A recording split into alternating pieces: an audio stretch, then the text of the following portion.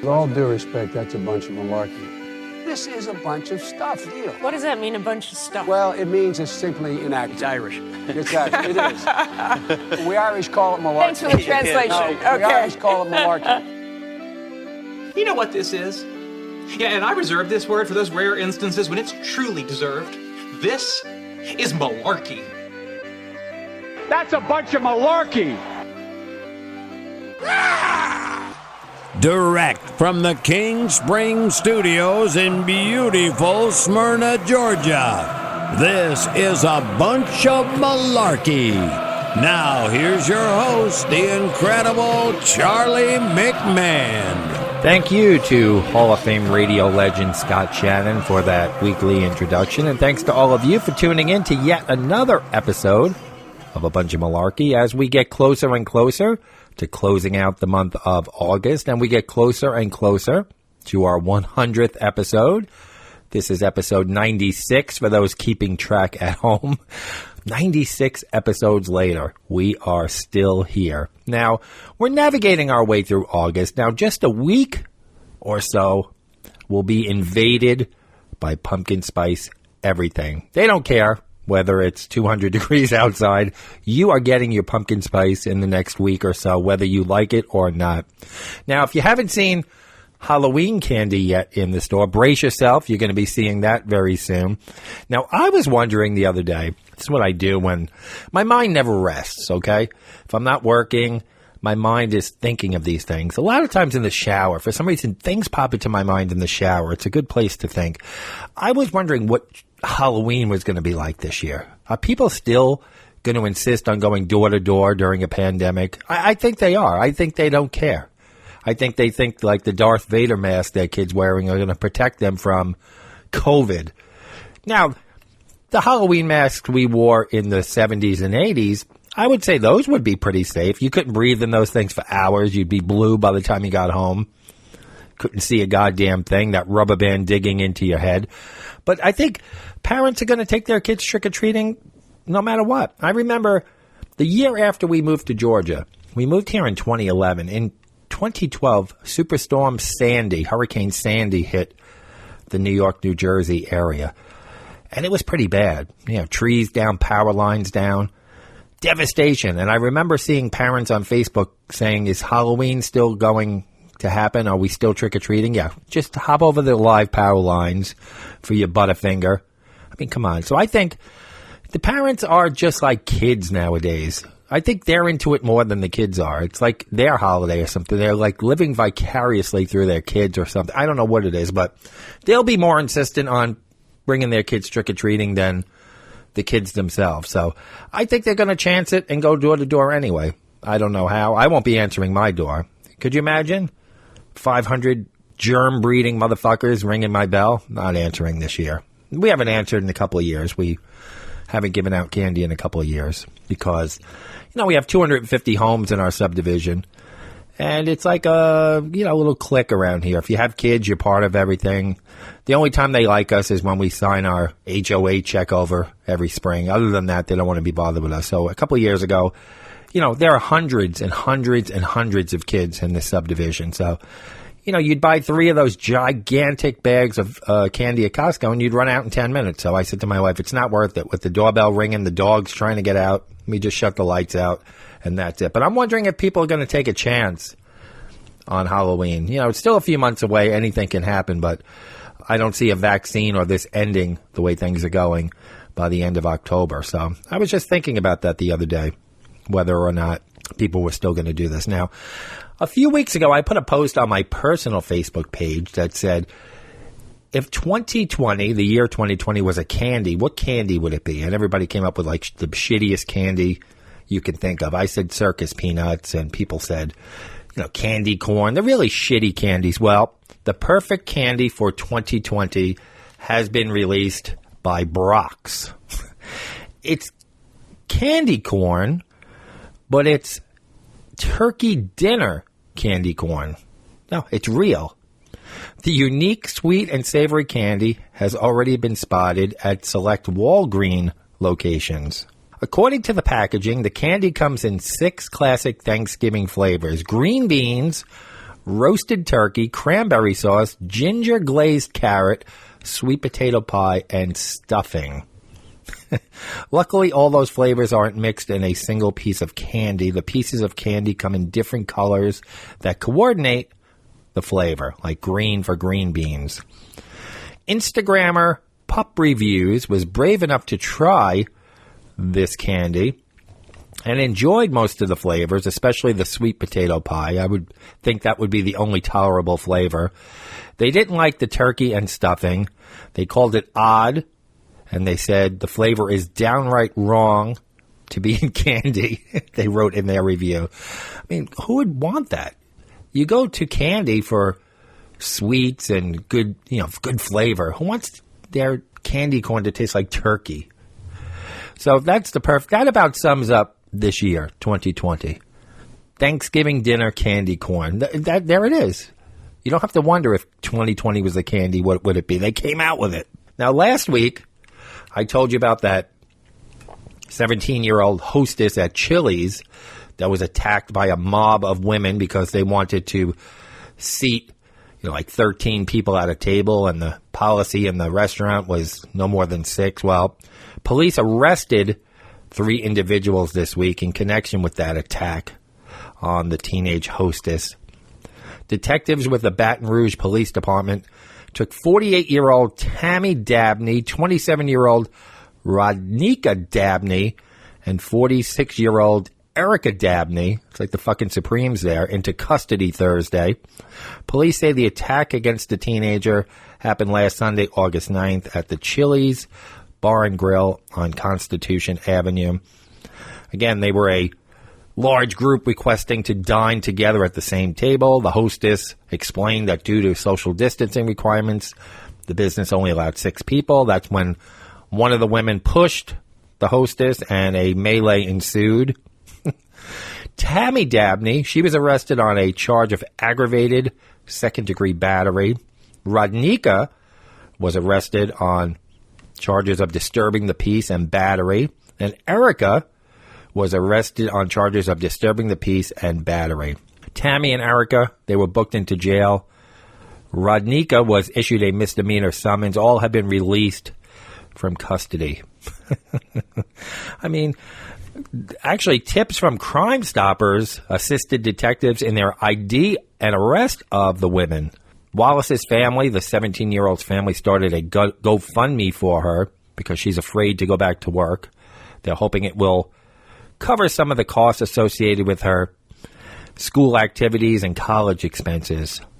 In a nutshell, wouldn't you say that these 3 women just need to chill? All right, that was bad. So, arrests have been made in the Chili's attack. Now, I don't know how I'm going to get through this story, but this is great. Right here in Atlanta. Now, did you order a wake-up call from the front desk? Well, a hotel employee here in Georgia was caught in a wild brawl this week. Video shot in the lobby of the Embassy Suites Hilton in Atlanta Galleria showed the moment a staff member got into a fight with a guest, okay? It's about a minute-long video. It shows the customer berating the staff member who was on the phone behind the front desk. The woman, the guest, can be heard yelling about speaking to the hotel manager, I wonder if her name was Karen, pointing her finger aggressively in the employee's face who was wearing a mask. The person videoing the altercation on her cell phone probably thought that she was just going to be recording an angry rant, because the footage then cut straight to the receptionist reportedly bludgeoning the now cowering customer over the head with the telephone. She then dragged the woman into the lobby by her hair, pummeling her with her fist the whole time until her wig came off in her hand. Finally, relenting, the hotel employee backed off, allowing the customer the chance to counterattack. Grabbing the wire of the landline phone she was just beaten with, the customer swings the base of the phone like a medieval flail, running after the staff member, her tangled wig trailing on the floor behind her. After exchanging some more blows, the hotel employee finally flees the scene with the phone wire and wig still wrapped around her leg. The chaotic scene completed by her opponent chasing her into the back of the hotel. A spokesperson for the hotel said that the guest attacked the employee over incidental charges, probably candy corn charged to her room. The hotel said the video did not show the full incident, claiming the guest lashed out first in an unprovoked attack and that the employee tried to get away several times before having to defend herself and having to fight back. The spokesperson for the hotel said the guest fled the scene. The worker suffered minor injuries and filed a police report. The police say they had not issued a warrant for the woman's arrest because the hotel was unable to provide enough identifying details. The employee has not been fired. I like that. I mean, where can you work and just bludgeon somebody with a telephone and still have your job? I commend Embassy Suites by Hilton in Atlanta, Galleria, for not firing that employee. Sometimes people just have it coming. And this Karen had it coming, pointing in the face, taunting, and she got her ass beat with a telephone. Now, I think I might have gotten hit with a telephone a couple of times by my mom when I was a kid. Back then, you could bludgeon your kids. There was no trouble. But I do remember this one thing. My mother would be talking on the phone, say with my aunt, in a real nice voice. Oh, hi, how you doing? Yeah, hold on a minute. She'd cover the phone and say, you son of a bitches, I'm going to kill you when I get off this goddamn phone. Then she'd go back to the call. Yeah, oh, yeah. Like the voice change went from, angel to devil. And went to, I think I may have gotten hit with a phone in my life. I wouldn't be surprised. Or strangled with a telephone cord. Now, we all get frustrated with our husbands or wives or girlfriends or boyfriends when it comes to picking what you want to have for dinner, especially when you go out to a restaurant or which restaurant to go to or what kind of food. Do you want Chinese? Do you want Italian? Whatever you want. I don't care. You know how this is. It drags on for a half hour before somebody finally makes the decision. Well, a Utah man had enough of that shit.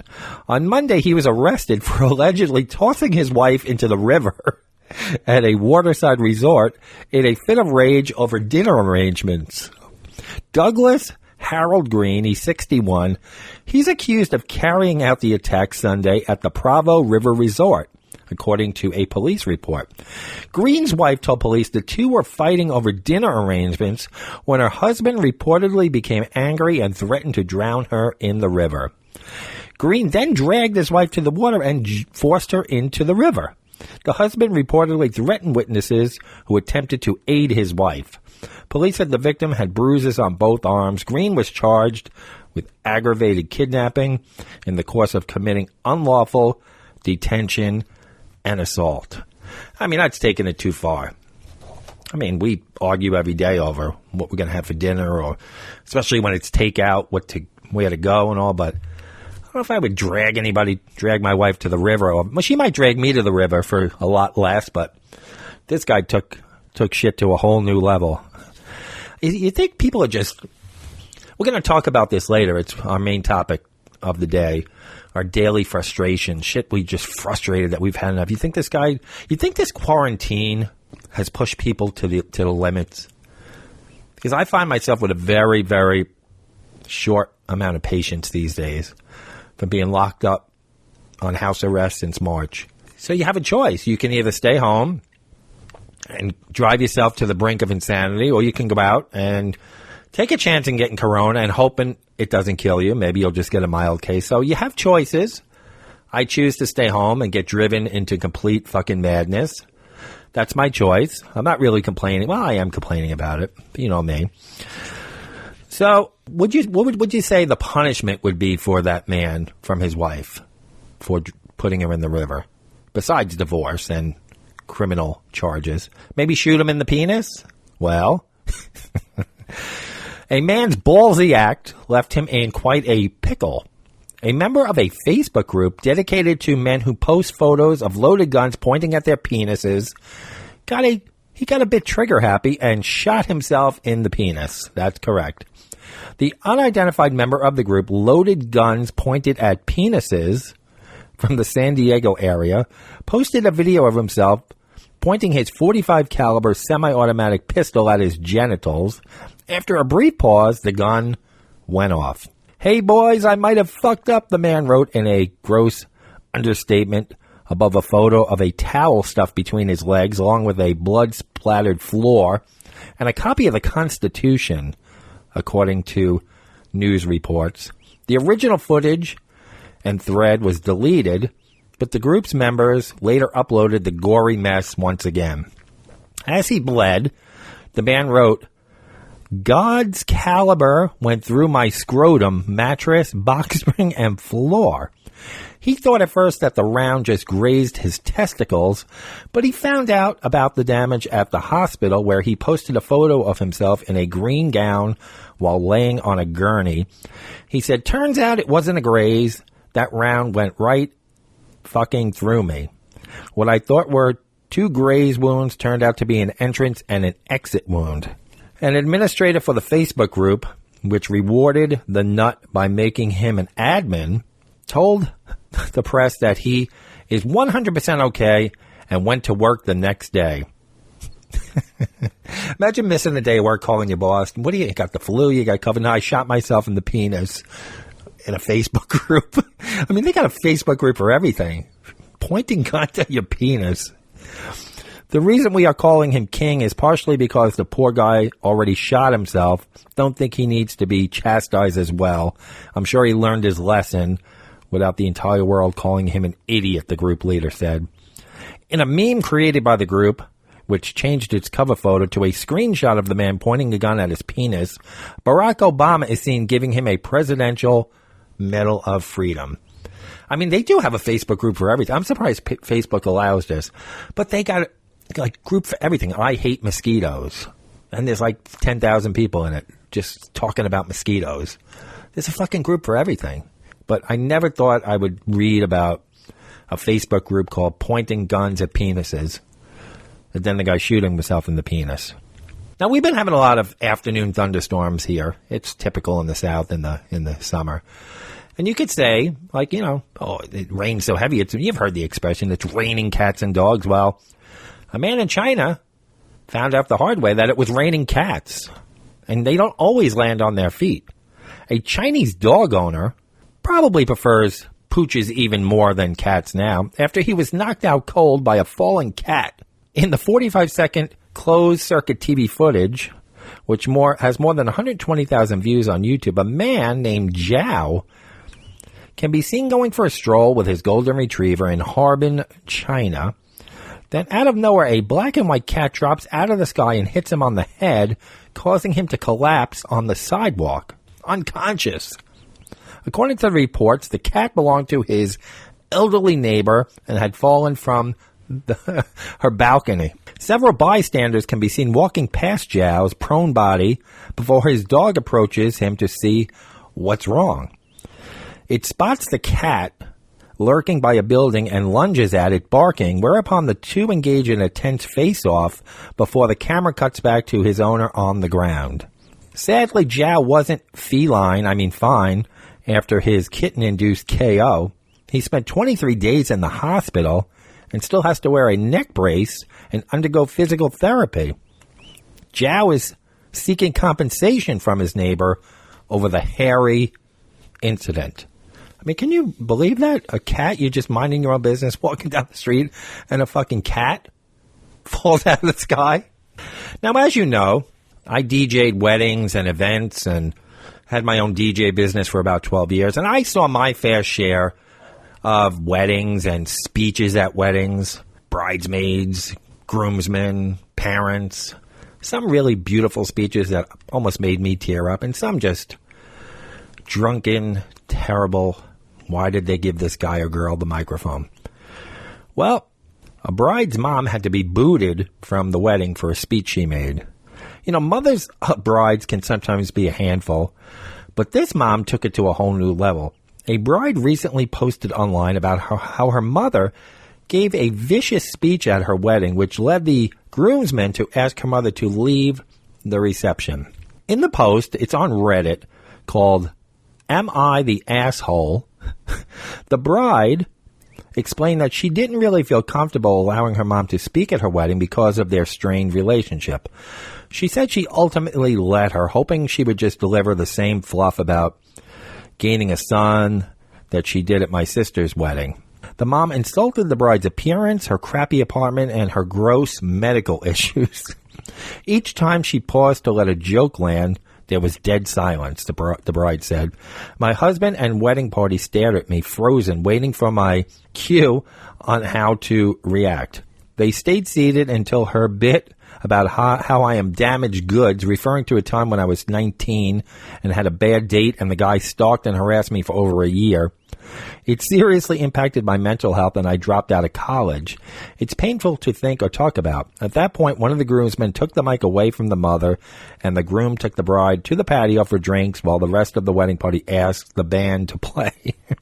Eventually, the bride got back to the reception and had a good time, though she said she didn't see her mom once. I found out the next day that the groomsmen had not only stopped her speech, they threw her out of the wedding, the bride said. They didn't tell me because I would be too worried about the fallout to enjoy the party, and I had already declared that I would avoid her all night. I mean, this is crazy. Why would you do that to your daughter? Roast your daughter at the wedding? I mean, I've seen speeches of best men saying some funny things about the groom or something, just teasing and stuff, but this was just downright nasty. Why would you even have her at the wedding if there was a chance? Well, have her at the wedding, but why would you even give her the opportunity to speak? I would have said no fucking way.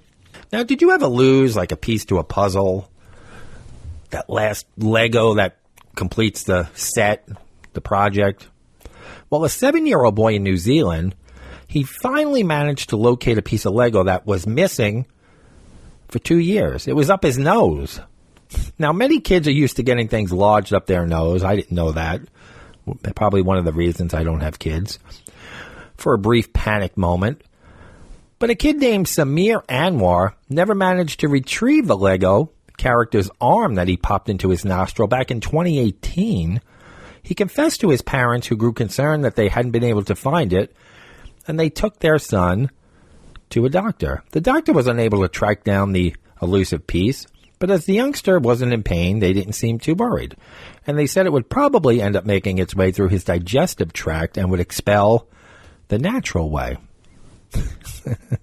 The family forgot all about the Lego arm, and years passed without any trouble. His dad said his mischievous and playful son never moaned about the incident, saying he's never complained or anything. However, last Sunday night, it happened. Some 2 years after it went missing, the Lego piece miraculously showed up. And it had been in his nose the entire time. Samir, he was leaning over a plate of pink cupcakes to smell them and was confused when his nose began to hurt, assuming he must have inhaled some cake crumbs. How the fuck you inhale cake crumbs? His mom helped him blow his nose to clear whatever was in there, but it wasn't the crumbs of the freshly baked goods that flew out from Samir's nostrils. It was the black Lego arm. I found the Lego, Samir said to his mom when she realized what it was. You were telling me it wasn't there, but it was there, his father said. We never expected such a thing. The Lego piece looks a bit gross, but that's how it is. It's unbelievable. Now, Samir has a history of things getting stuck in his nose, including an imitation pearl. He hasn't been too traumatized by what happened and remains a big fan of Legos. For now, the little arm piece hasn't returned to his collection. The family wrapped it in tissue while they figure out what to do with it. His father joking they should donate it to a museum. Now, I have like the slightest little booger in my nose and it irritates the fuck out of me until I get a tissue. How do you walk around with a Lego arm in your nose for 2 years and nothing? I mean, come on. The kid never went swimming or anything where I don't get how something could lodge up in your nose for 2 years and you not feel it. Well, where else are you going to get a story like this? Bunch of malarkey. Legos and noses, brides moms roasting brides, raining cats, penis shooters, throwing your wife in the river, a phone beating, Thanksgiving dinner candy. Come on. Bunch of malarkey's where it's at. That'll transition perfectly to our favorite segment. A bunch of malarkey. Mutant of the week. Now here's Charlie. So last week we had I wouldn't call it close. It was a decisive victory, but it wasn't a landslide. The Pokemon, the mother who went and played Pokemon outside with another man and left her 1-year-old at home and was arrested, she beat the stone cold spitter, the guy who spit on a kid at a Florida restaurant and told him he had COVID. It was 63 to 37%. So the Pokemon is our mutant of the week. Where do you vote? You go to our Facebook page, A Bunch of Malarkey. Poll goes up on Monday, ends on Friday. Now, just want to warn you ahead of time.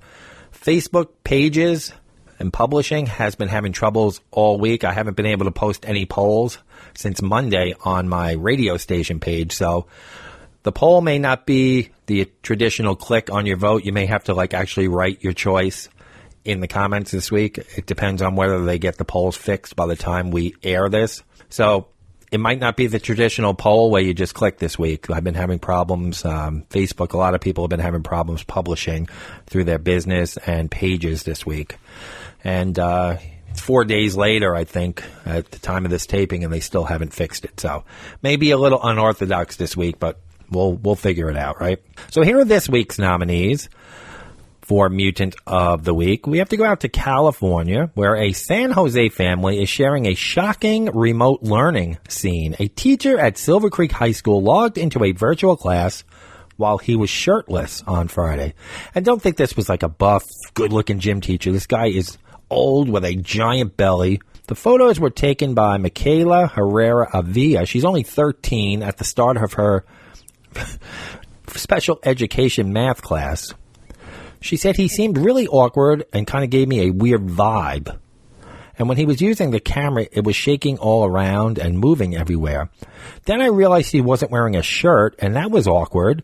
It made me feel uncomfortable. So she called her mother, Elizabeth, to take a picture and then immediately log off. She left the class of about 15 students. Now, many of the kids in the class, they're special needs, Avila said, so they probably didn't realize that what this guy was doing was wrong. Avila went straight to Silver Creek, then to the Eastside Union High School District. She said she provided officials with pictures and asking whether the virtual class was recorded. They said the classes aren't recorded because it's a violation of privacy. But the mom said, what about the kids? You know, their safety being exposed to things and can't even prove once it's done. Now she's demanding district leaders find better ways to monitor these online instructions. This should be like a zero tolerance kind of things, Avila said. He's a grown man. He knows the rules. He should not be exposing himself like that to all these minors. At the end of the day, they're still kids. The teacher is Richard Cabral. According to Silver Creek's website, Cabral is listed as a special education teacher. The situation is under investigation, and the employee is immediately placed on administrative leave pending the outcome of the investigation. You got to see this guy. He'll be in the picture on the poll. Let's call him the indecent instructor. A disgusting, pot-bellied old man, shirtless, teaching kids online. The indecent instructor out of California. Unbelievable. You know where we're going now, right? Where do we always go? There's always a mutant from Florida. One man's luxury suite at a Florida stadium turned out to be another man's home for 2 weeks. And that man lived it up big, helping himself to food, drinks, and merchandise. Police in St. Petersburg arrested a man for living in a luxury suite at Al Lang Stadium, which is home to the Tampa Bay Rowdies soccer team. Daniel Albert Neha, he's 39 from Clearwater. He was arrested and charged with burglary and resisting an officer without violence. His bail was set at $5,150. Neja set up a living space inside the stadium and stole multiple different types of clothing worth over $1,000, and he consumed over $250 in drinks. He went into the merchandise store. He went into the food area. He was wearing the merchandise and just helping himself to the food. Neja, who is listed as a transient on his arrest report, lost his luxurious lifestyle when a cleaning crew entered the stadium and noticed something was wrong. A cleaning crew went into one of the suites and that no one had gone into for some time due to the COVID-19 restrictions and noticed there were blankets and shaving cream and a razor. Clearly, it appeared that someone was living there. From what we can tell of the surveillance video, He was there as long as 2 weeks without anybody noticing, Fernandez of the police department, St. Petersburg Police Department, said. There were workers, employees coming in and out of the facility. It's possible he just blended in with the rest of them. Naja pleaded guilty to breaking into Lutz Elementary School in July, according to our arrest report. He told authorities he was inside the school looking for food. How he was there for 2 weeks and nobody managed to see him was baffling, Fernandez of the police department said. So let's call him the stadium squatter. The stadium squatter, the guy living in a luxury box for 2 weeks, up against the indecent instructor. So make your voices heard. Go to our Facebook page. Like I said, may or may not be a traditional poll. Just list your pick down in the comments if the poll isn't fixed by then. You never know. Facebook likes to take my money every week for all my advertising and everything like that, but they can't fix a poll. It takes them a week plus to fix something. And there's nobody to call. Now, we're going to get into this whole thing, the whole topic this week about frustrations. And this is a frustration with these online companies. Try getting in touch. Try reporting something to Facebook or getting in touch or getting anybody. They make you fill out this form. Who knows if they ever see it? A week without being able to do a basic function on Facebook. Frustration. Now, just because we're home, now many of us are working from home now, many of us aren't going out, doesn't mean that our frustrations aren't still there. Being home creates, in a lot of ways, more frustrations. Now, some of my top frustrations involve technology. I just vented about Facebook. I mean, a week. I mean, I've got a lot of listeners now on the radio station who look forward to that. I put two songs against each other every morning, and people vote. And I get hundreds of votes on that poll. That people look forward to this. Now I have to stop it for a week and then try to gain momentum and gain everybody's interest in it again. Thanks, Facebook. But I would say more than half of my daily frustrations involve technology. You know, my laptop's pretty old. It's still functional, but that frustrates the fuck out of me every morning. Not that up and running. No, it's a new age that we live in, and it provides us with all kinds of things. You know, medicines for most things, except COVID.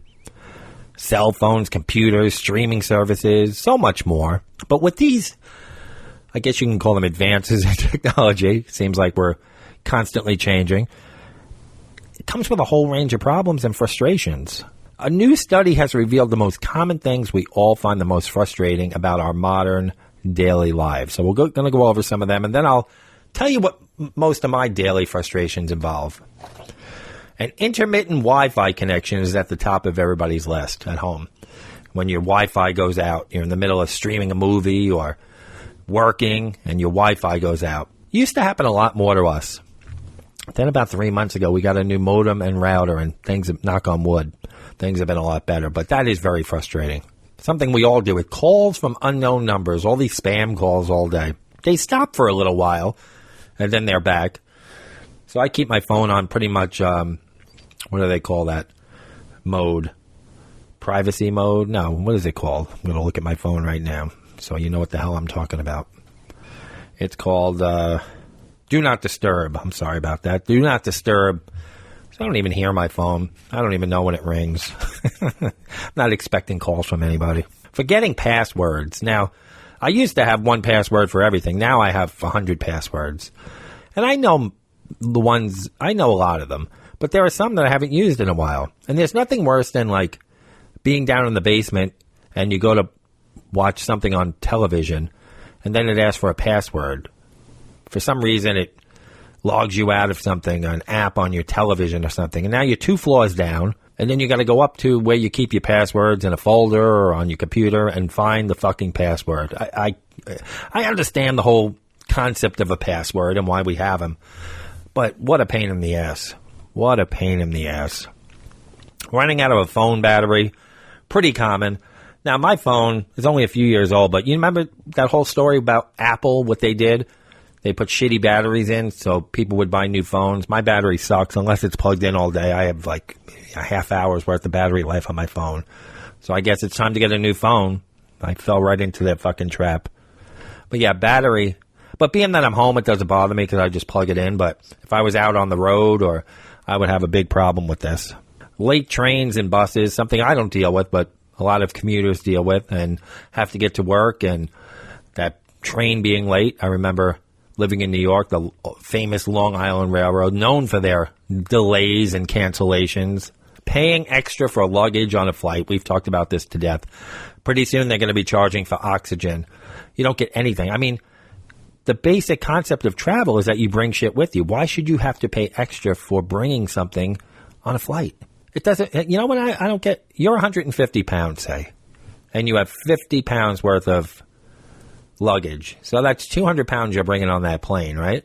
And they're charging you if you're 1 pound over. Say you have 51 pounds. Now you got a surcharge plus your bag. You got a 300-pound guy sitting next to you with a 25-pound bag, and he doesn't get charged. And then, here's the weird part.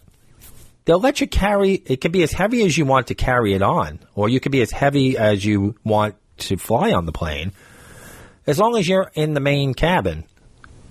But when you put it below, it's still the same fucking weight on the plane. I never understood why you get a surcharge if it's a pound over underneath, but you can carry it above. Doesn't make any sense to me. Here's one of my biggest struggles every day. When your computer needs to update, like you put it off for a couple of days. If it doesn't have the automatic update, sometimes it'll pop up, it wants to do it, and you say 24 hours from now, do it again. And it'll do that for 5 or 6 days. Then finally it fucks you. And it's always the worst time when you're in the middle of something. But not only computers now, but your phone constantly wants to update. Even your smart TV now. You turn your TV on and it says you got to update it before you can watch your app or show. Pain in the ass, these updates. Not being able to find the end of the sticky tape. That's really not a frustration for me, but apparently it is for a lot of people. Running out of mobile phone data. I thought we'd be at the point by now with data, or data, however you say it, where we were with text messages, where, remember you used to get, if you went over 50 text messages, you had to pay. But then everything became unlimited. I thought we'd be at that point now with data, where you just pay a flat fee and you get all the data you want, but we're not quite there yet. But I'm not using a lot of data because I'm home and I'm on the Wi-Fi, which when it works, it's good. Not having enough leg room is another frustration of people on a plane. You have to pay for extra leg room, too. When you're trying to watch a YouTube video and those ads come up, you get into the great part of the video and that ad comes up. And you have to watch it for at least 5 or 10 seconds. That pisses me. That's a frustration. And again, another technology-based one. What about buffering? You're in the middle of like a horror movie, the killer's just about to strike, and it buffers. I find that it's not about how many devices are going on in my house. I notice now that there's a strain on the system. There has to be only so much bandwidth, like in other words, our subdivision. Everybody's working from home, and now the kids are home learning online school learning. I noticed that the Wi-Fi in the daytime now is much more strained and a little bit slower because I think there's only so much bandwidth that comes into this development and everybody's using it. So you're going to get buffering and stuff. I tried recording for my radio station the other day and it kept skipping and all kinds of stuff because of all the little bastards home learning. So I have to do a lot of shit at night now when everybody's asleep. When you crack your mobile phone screen, now knock on wood, I've never done that, but I've seen people walking around with cracked screens. I would say that's frustrating trying to read the screen. The autocorrect on your phone, ducking instead of fucking, you ducking bastard, you fucking autocorrected. Yeah, I'm not a fan of autocorrect. When your phone runs out of space, does that even happen anymore? I thought everybody has plenty of room on their phone. Shops and places of business that no longer accept cash. That's a frustration of people. Daily frustration. Websites with no email or contact addresses. That pisses me off. Like Facebook. There's only one little area and you have to describe what's happening. And there's nobody on the other end. Same thing with Uber. You have a problem with Uber, you have to go through an app. There's nobody to call. Everything's through an app or the computer now. There's nobody to talk to anymore. Now, this one I don't get. Not being able to fast forward live TV. Why would you think you could fast forward live TV? That's not a frustration. That's how we grew up. You got up to go to the bathroom, you missed something. Too bad. What happened? You missed a show, you forgot it was on? Forget it. Maybe you'll see the rerun in the summer. There was no rewinding or pausing.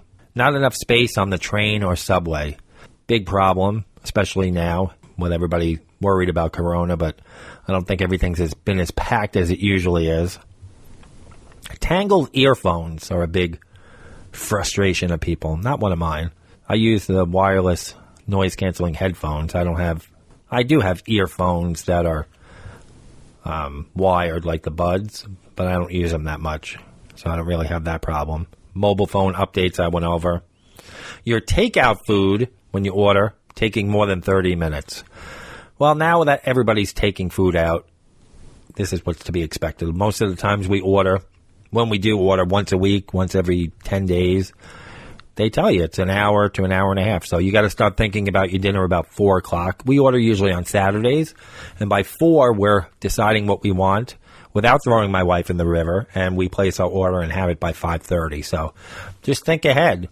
Don't call it. Don't put your order in at 6 and expect it at 6:15. You're not going to eat till 7:30 if you wait. How about getting the wrong item or order when you order your food? It's bad enough when you go through the drive-thru. You look in, you got to go back into the restaurant. But now when you're not going to the restaurant and you get the wrong food, you're pretty much at their mercy, especially if you order through Grubhub or one of the Uber Eats. It's not their fault. They just pick up the order at the restaurant. So now what do? You're not going to put in another Grubhub order for food and then have to pay the whole thing. It's a pain in the ass nowadays when you get the wrong shit at the restaurant. Someone already using or taking the username you want for a social media account. It happens, but get over it. That's not a frustration of mine. Apps that almost but not quite do what you need. I don't use a lot of apps for things. I really don't. When I think about apps, I think about listening to things like this podcast or streaming music or things like that. I don't have a lot of apps that help me with daily. I have a budgeting app, but I use that on my laptop that I do my monthly budget on. I don't have a lot of apps that help me with things like I had a weight loss app for years I used that was pretty cool, but I'm not an app kind of guy, so I don't have that frustration. Voicemails. Is that really that frustrating? I think this is a lot of younger people's frustrations. I mean, when you came home, remember your answering machine message? You'd have to wait with the beep and all that. When the air conditioning takes too long to cool in your hot car, or the heat takes too long to warm up your car. I don't think it takes that long. And within 2 minutes, I'm feeling fine. Junk mail. Do you get a lot of junk mail anymore? I don't get as much as I used to. I unsubscribed from a lot of things, got rid of it. People taking up more than one parking spot. That was a pet peeve of mine when I worked at the parking lot, trying to get people to park in one spot. I would imagine if there's no spots left and you need a spot and some assholes in two, I can see that being frustrating. Noisy neighbors. That is a pet peeve of mine. Not so much with parties and stuff, just the day-to-day noises, the gas blowers, the lawnmowers, the hammering, the kids screaming. I can understand the kids. That doesn't bother me as much, but it's all this work going on in the neighborhood constantly. If it was just once a week by one neighbor, okay, but it's constantly going on, which has relegated me to a closet to do most of my recordings. I'm here in the King Springs studio now because it's an off time and nobody's out there, but most of my radio recordings take place in a closet because it's the only quiet place in the house. 4,000 square feet, and I have to sit in a 90-degree closet to do my work. When people drop food or drink and stain an outfit, that's a frustration. People who tailgate you, losing an important document, where the hell's my birth certificate? That frustrates people. Having nowhere to park, let alone parking in two spots. Your printer not working. Oh, man. I would rank that in the top 5 in this house when I have to print out, stuff for the podcast. I read off notes sometimes. I do an outline. I don't do a report I don't do a script, I should say, for the podcast. I have bullet points that I go through for every podcast. I have a summation page with bullet points of things that I want to talk about. And when I go to print that every week, there's a problem. Or when I print I do a lot of research for the radio station. When I talk about a song, I'll tell about what year it came out and where it charted and, information about the artist and stuff. And I do a lot of research, so I print that out as bullet points and notes as I go on the air. You know how many times I struggle with that printer a week? I can't even tell you. I want to smash that thing 100 times a week. Running out of toilet paper when you're on the toilet. So, yeah, it never happens to me. I'm always checking, or I always have a backup roll there. How about these automated customer service things where it says, say the name or say what you want, and you go customer service. In order to better serve you, you got to tell us more. And then you're yelling, Billing! Say that again. We didn't get that. Billing! You scream. Oh, I hate those fucking things. Now, here are my daily frustrations. Now, especially since I can't, well, I can, but I won't go to the stores now. So I'm depending on these shoppers with Instacart and Amazon Prime, or Amazon Fresh, I should say, to do my food shopping for me. Now, I'm not criticizing these people per se. They are out there on the front lines risking their health to bring me my fat motherfucking groceries. So I commend them for doing it. I'm not criticizing the job they do or anything like that. But there are some of them that don't quite follow instructions. Now, in every item just about in Instacart, you could put a special instruction in there.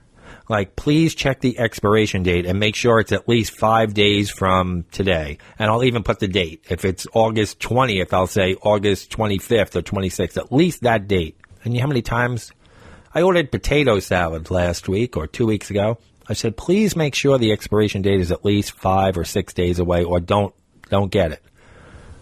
Brings me the fucking potato salad. It's 5 days past the expiration date. I mean, come on. It's a frustration because you feel like you're powerless. Usually you go in the store, you look at the expiration date and say, oh shit, here's a fresher one. It's a pet peeve of mine. It's a frustration of mine, those expiration dates. Or bad substitutions. Now, on the Instacart, you can put in, I want Eggo waffles. But if they don't have Eggo waffles, you can give me the Publix waffles, or you can give me the pancakes. You can get very specific about what substitute you want. With the Amazon Fresh, they decide what your substitute is. I ordered pizza sauce one day in a jar, and I got salsa as the substitute. Now, what fucking idiot thinks salsa and pizza sauce is the same? That's a frustration of mine when they pick bad substitutions. Another frustration of mine, it's the fucking gates of hell out there right now. 90 degrees, humidity. And they ride dirty with your groceries for an hour. They're riding all over town, making 10 stops. And the shit's defrosting. You get the ice cream, it's like milk. Anything frozen, it's soft. Big pet peeve of mine, big frustration of mine. You're watching them on the map, and they're just stopping and going, and you just say to yourself, now the Instacart's very good. They go right from the store to your house. They don't make other stops. You get a shopper that's dedicated to you. They bring your shit home. Amazon, they ride that shit for an hour, make 10 stops before they get to you. And it's too fucking bad if it's melted or defrosted by the time it gets to you. My radio station is a big source of frustration for me right now. It's a joy. I love it. It's a dream.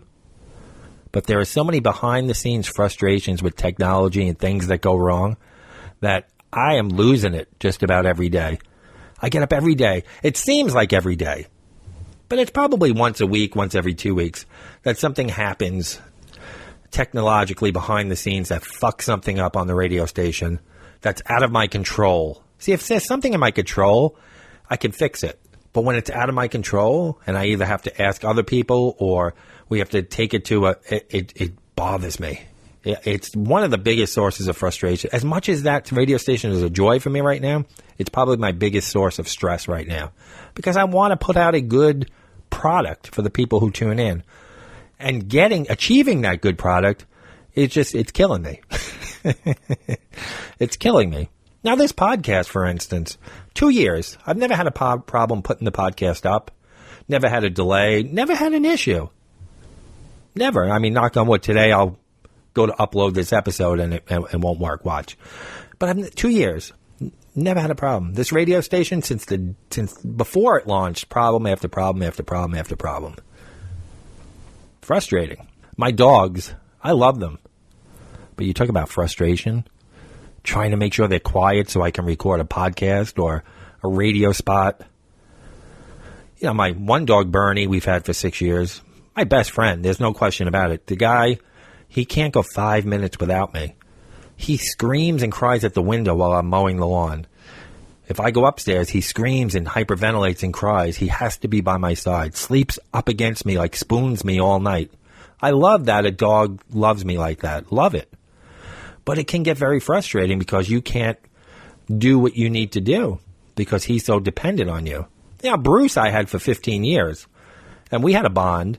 But Bruce was very independent. The first couple of years, he was kind of like Bernie, where he had to be up my ass all the time. But then he became independent. When we moved here to Georgia, he loved to just hang out in the backyard all day, come in and out through the dog door, chase squirrels. He loved being outside, and so did Lucy. But this Cooper and Bernie, I would say, put the radio station, technology, and the dogs. That's 98% of my frustration every day. Dogs, technology, and the radio station. Well, I guess radio station ties into technology. But they say having pets adds years to your life. These dogs have taken years from me. Taken. I was saying to my wife the other day, 15 straight years now. No, I'm sorry, it's more than that. 16 years of having dogs. And once you start having a dog, your independence is gone. You just can't go and, let's hop in the car and go away for the weekend unless you bring in the dog, which, is it really a vacation then? Or they charge you extra to bring a dog? But for 15 or 16 years now, and it's my choice, my life has not been the same. I don't remember what it's like just to be able to go somewhere or do something without worrying about dogs. And I love them. But they're very, very needy. They all have medical problems. They're all old. They all have...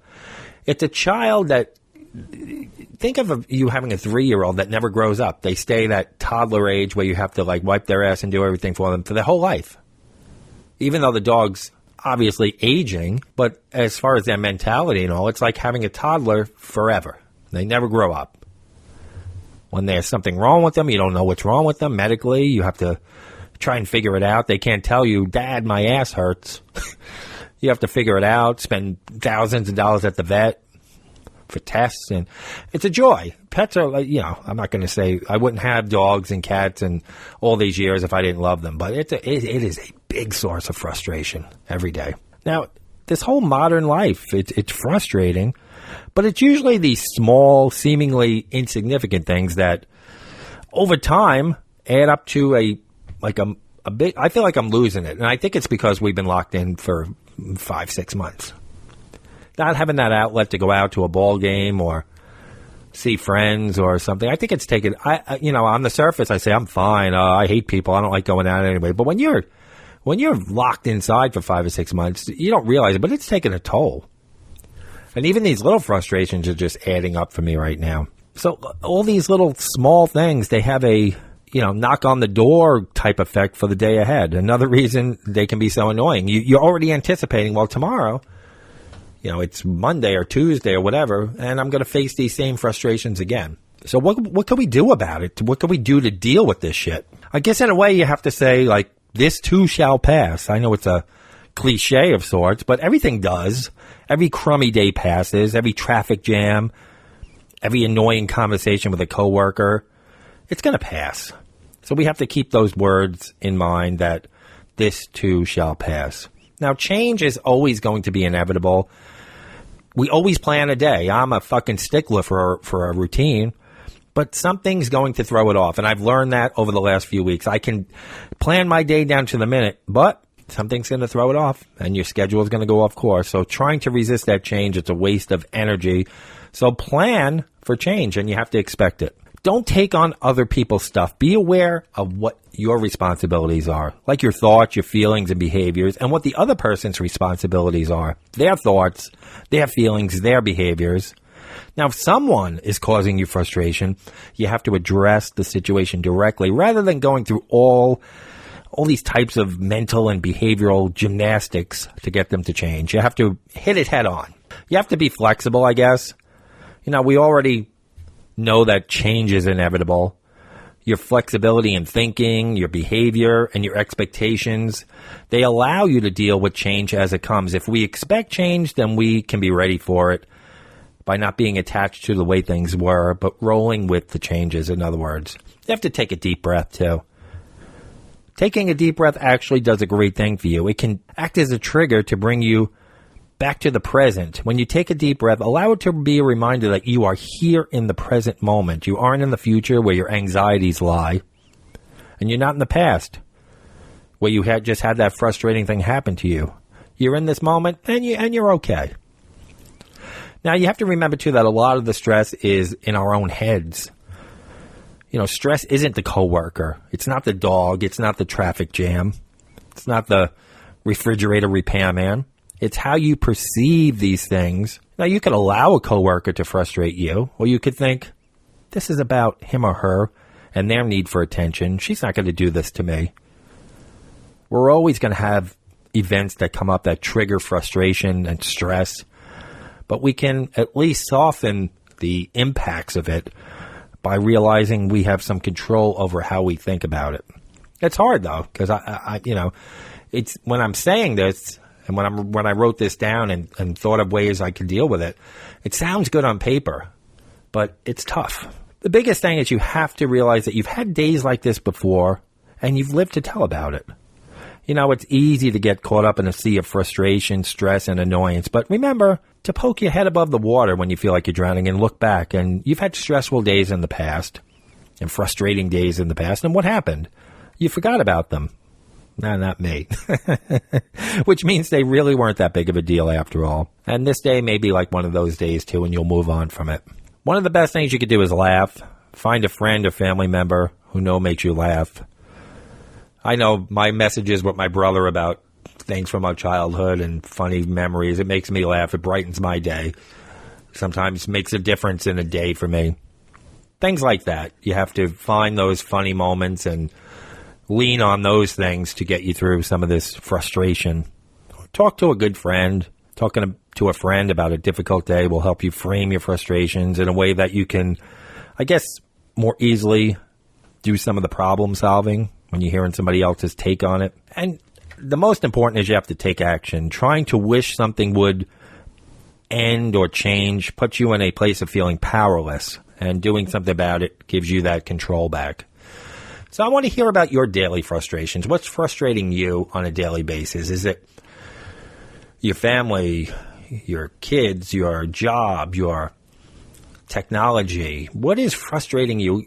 In the comments on the show notes, I want you to all tell me what your top 5 frustrations are each and every day.